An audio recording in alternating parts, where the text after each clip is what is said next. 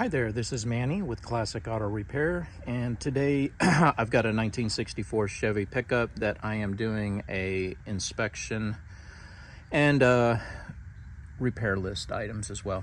So I'm going to go ahead and go through what I found on the top side. I went ahead and conducted the new client safety inspection, going down all the items electrically, headlights, brake lights, park lights are all okay. License light, dash lights, turn indicators, wipers, horn, seat belts, tire wear is good, tire pressure good. The belts were loose, and I think that was one of your items on your list. The tension wasn't good on these, so I went ahead and took each belt drive and tightened to the proper torque and locked down the fasteners on there. I didn't hear any squealing or anything when I was road testing after the adjustment. Hoses are in good shape. Brake fluid, antifreeze, and power steering fluid are all in good order. Transmission fluid's good. PCV valve, air filter, spark plugs, fuel filter, battery test good. Brake pad wear is good. Okay, so we're looking good there. Let's see what we have. Transmission and drive shaft. I did check it out. I'm going to get up underneath it here shortly and check on the sources for the leaks. But as far as the vibration, I'm not. There's nothing there that I can do on the current drive line. If you are looking to upgrade the transmission, there are other shops that can do that. But all we do here is, on certain models, we do work some service on filters and fluid change, but I don't believe this truck needs that. Let's see, EFI, engine is running poor. Well, what I'm noticing is it runs really smooth and performs well. Acceleration is good. I've done now 2 complete road tests, and one thing that I notice is that on cold starts, it seems to idle correctly. When the engine starts up, everything goes around 850 to 900 RPM, which is where you want it. Once you go on the drive and you're running the truck around town and you turn the truck off for a few minutes, let it heat sink up, and then go to start it. It won't start. It cranks over fine, and it acts like it's going to run, and then when you let off the key, it dies. And I don't know what's causing that. I would imagine it's an injector on the EFI that's not providing enough fuel. It could be plugged up. I don't really know. Again, as I mentioned in our initial conversation, we don't service or install or repair these EFI systems. It's not something that we have an expertise in, but I did look at the controller inside of the glove box, and I checked all the settings that I'm familiar with, and I didn't see anything out of normal. But if when the truck is hot, you put the push down on the gas pedal a little bit, like you would on a regular carbureted car. You don't, on regular cars with a regular carburetor, when the engine has already been running, you hold the gas pedal to the floor when you crank on it. That way it provides enough fuel to start the engine. So maybe that's what they want you to do on these EFIs, but I've never experienced a hot start problem with them before, but I am aware of it, and I just wanted to bring that to your attention. The overheat condition, I'm still not experiencing that yet. I have driven it in the afternoon and in the morning, and I just returned back. Now, granted, today it's not that hot out yet. It's only about 90 degrees, 89 degrees right now. And I drove it on a 20-minute trip, a lot of sitting in traffic, a lot of ways to really develop the temperatures, and the gauge never went above 190. Now, while the gauge was at 190, I came out here and I measured the thermostat and the top of the radiator. The thermostat was 151 and the top of the radiator was 144. So I believe the gauge is not reading correctly here at this port. It should have been showing 151. And instead it was showing 190. So if you're pushing, let's say normal operating temperature on this truck's between 190 to about 215. If you're at 210 and the gauge is off by 20 degrees, it could be showing 230, 240. So my recommendation there is I'm going to try one more road test a little bit hotter in the day, afternoon, see if I can get it to spike the temperatures. But from what I'm seeing, there's a gauge inaccuracy. And if it does get too hot, this cap should be a 16-pound cap. It has a 13, and I don't know if it's rated for 13. I can do a test on this radiator cap and see if it's holding enough pressure. But let's say that it's bleeding off at 10 or 13 pounds. If this is not going to a recapture bottle, which it isn't, then your fluid is going right on the ground, and that lowers the capacity of the cooling on this radiator because it won't have fluid as it purged maybe a quart or two when it got a little hot.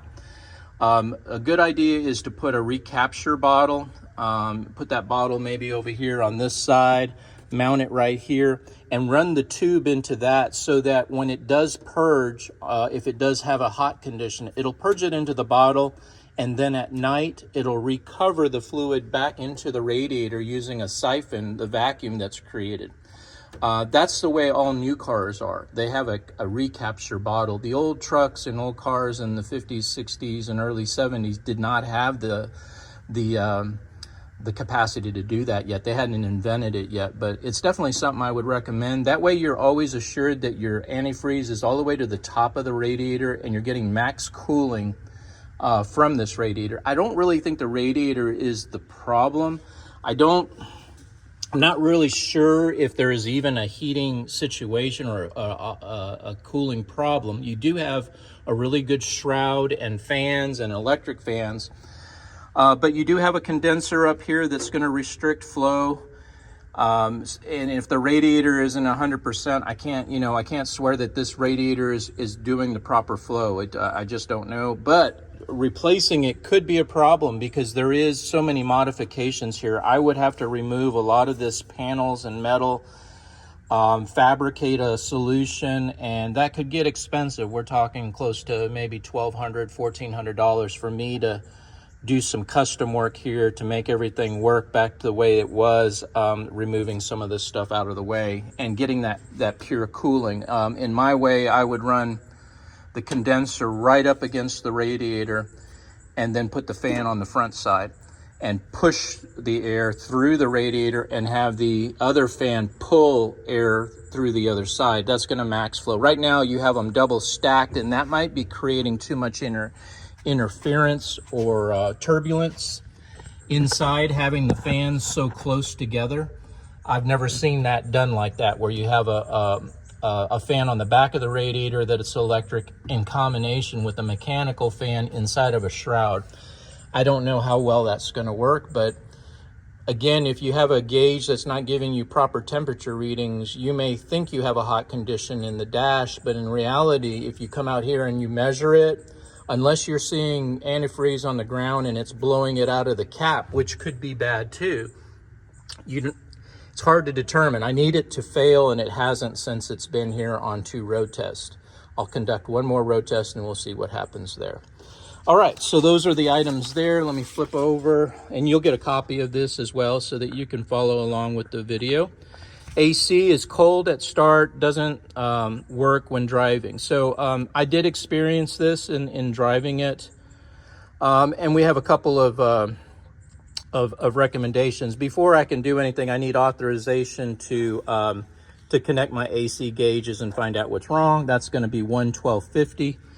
Once I get it on there, I can measure the high and the low pressures and see how much Freon is in the system. More than likely, your Freon has bled off over a period of time, and now it doesn't have enough pressure in the Freon or capacity to cool the truck when the RPMs are turning high and the compressor's generating a lot of high pressure. The fix for that is you got 2 options there, and I listed both of them. One is just add some Freon in there. With my gauge connection, there's no additional labor cost. Normally I would charge more, but because I'm kind of doing some initial diagnostics, I'm giving a discount on the service of your air conditioning.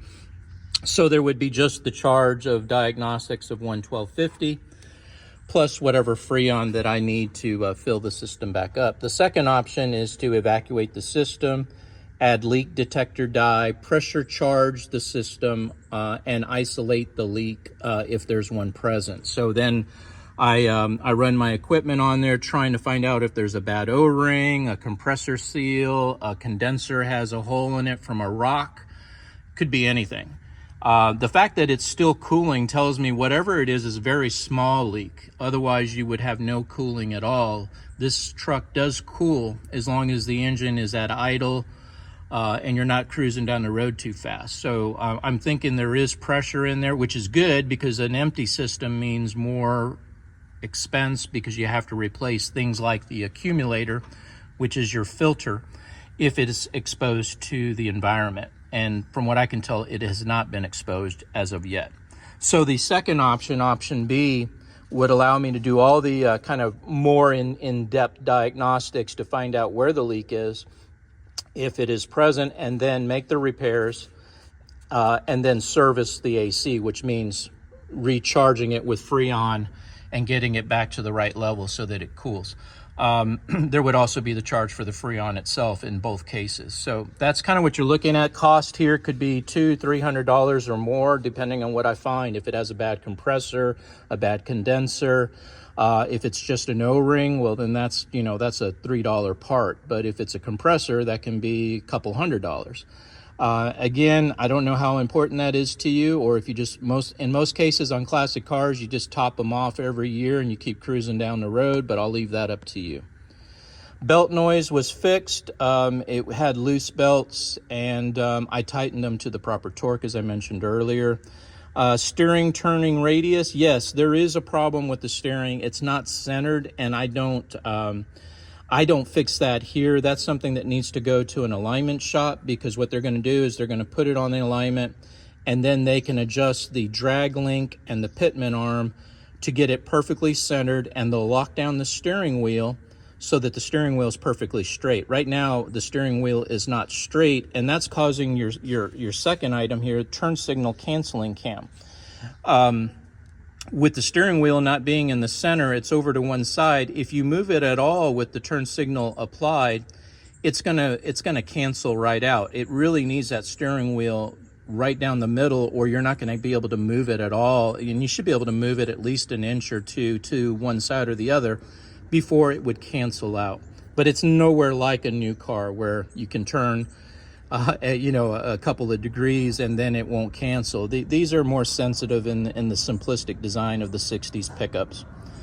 So that will, again, my recommendation here is to get the truck aligned at an alignment shop. Unfortunately, the guy that did all my old vehicle classic car alignments is no longer with the shop down the street. So I don't have a referral at this time, but I'm sure you can take it to most alignment places and talk to them on the phone first. Tell them what you're trying to do. Tell them you want it recentered and that your turning radius is off one way or the other, and you know you've been told that it needs to be recentered and restore your radius back to both directions.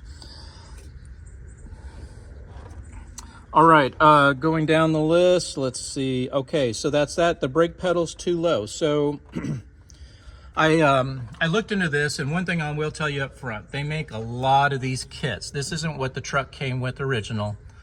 This bracket, the lever, the pedal arm rod, the rod that's inside of here between the master cylinder and the brake booster, the booster itself as far as what travel it performs, and the master cylinder, how it travels, are all very different. Even though they look the same on the outside, they make 100 different specifications. And what I'm feeling is that this truck has a kit on it that it might have said that it will work on this, but that doesn't mean that it's going to work perfectly. And I separated the booster from the master cylinder and looked inside of the shaft here.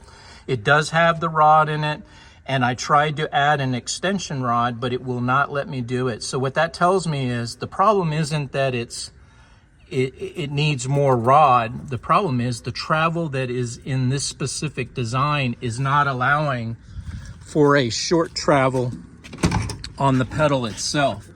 So the only thing you can do is adjust that rod up underneath there to the max that you can. But if you do too far, which it doesn't have a lot of travel, if you do too much, you're going to be applying the brakes all the time and they're going to overheat and warp. I would have done that, but I feel like it's pretty close to where it needs to be. And unfortunately, with the system travel, it doesn't really engage until you get to the end of the sweep. And I don't have a fix for that. I would think that if you, the only fix would be probably either changing the pedal by doing, getting a custom rod for it that would be a little bit longer, or I've seen people where they've cut the pedal arm and made it higher so that when you do apply, it's not going down as far. The real fix would be getting the correct booster, master cylinder, and rod that is, and the bracket that is for this truck that is from a reputable vendor, and that would all, everyone that I've ever put on doesn't have that kind of travel. It's just like a normal brake pedal.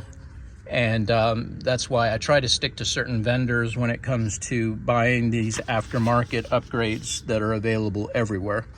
Okay, so unfortunately, there's not much I can do. It does work good. The brakes do apply, and I don't see a safety concern there.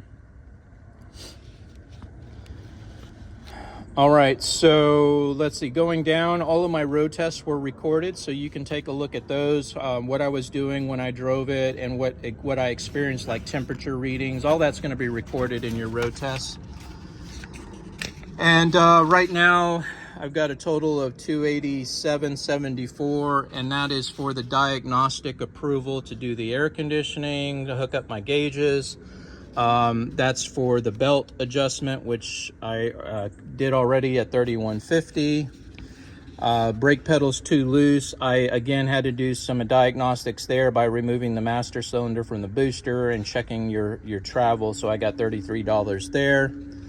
And then my 2 road tests are $45 each for my time on the road. And let's see, on the other side, I don't have any billable time here on the safety inspection and the video recording that I'm doing for you right now. So what I'm going to do now is, now that I know the top side is good, I'm going to put the truck up on the lift and just inspect the bottom, make sure there's no safety concerns, making sure all the hardware, everything is tight, look for damage, look for leaks. And then I will record that video and post it as well. And then y'all can review it. See if you have any questions for me. Look at the estimate and tell me how you would like to proceed, and we'll go from there. Thanks for watching. This is Manny with Classic Auto Repair.